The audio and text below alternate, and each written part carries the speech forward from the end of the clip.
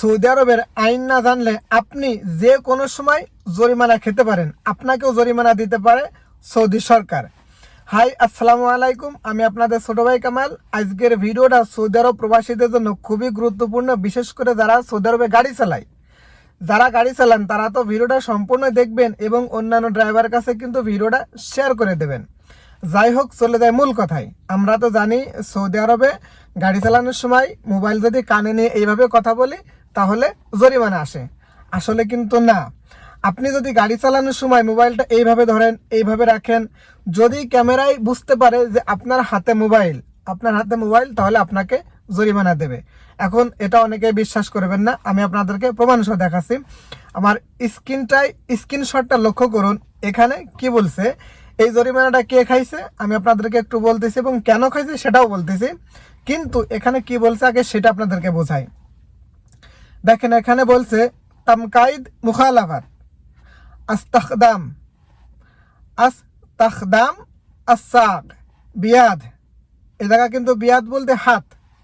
জাহেজ মাহমুল আসনা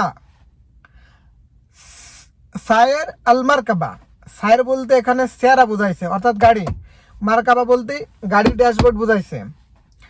তারপরে লিখছে রসদ আলী রকম আল মুখালাফাত, অর্থাৎ এই ব্যক্তিটা গাড়ি চালানোর সময় মোবাইল এইভাবে ধরে রাখছিল, সেটা ক্যামেরায় বুঝতে পারে, একে জরিমানা দিয়েছে। কারণ গাড়ি চালানোর সময় মোবাইল জাতীয় যেসব ডিভাইস আছে এগুলো হাতে রাখা যাবে না। হাতে রাখলে পরা এটা ছেলেকে আপনার নিয়ম লঙ্ঘন হিসেবে ধরে নেবে। ধরে নেওয়ার পর আপনাকে মুখালাফা দেবে।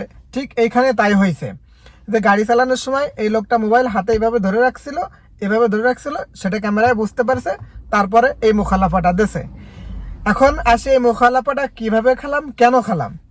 দেখুন, আমার গাড়ি চলতেছিল 170-এ। সৌদি আরবে কিন্তু 170-এর রোড নাই, যদিও স্পিড ক্যামেরা খাইনি। আমি ভিডিও করতেছিলাম তখন উপরের ক্যামেরায় ধরে ফেলে তারপরে এই মুখালাফাটা দিয়েছে। তা যারা গাড়ি চালান আসলে এই দিকে একটু সতর্ক রাখবেন। যখন লোকেশন চালু করবেন, মোবাইল হাইড করে লোকেশন চালু করবেন। যদি ক্যামেরায় বুঝতে পারে যে আপনার হাতে মোবাইল আছে তাহলে কিন্তু আপনাকে জরিমানা দেবে।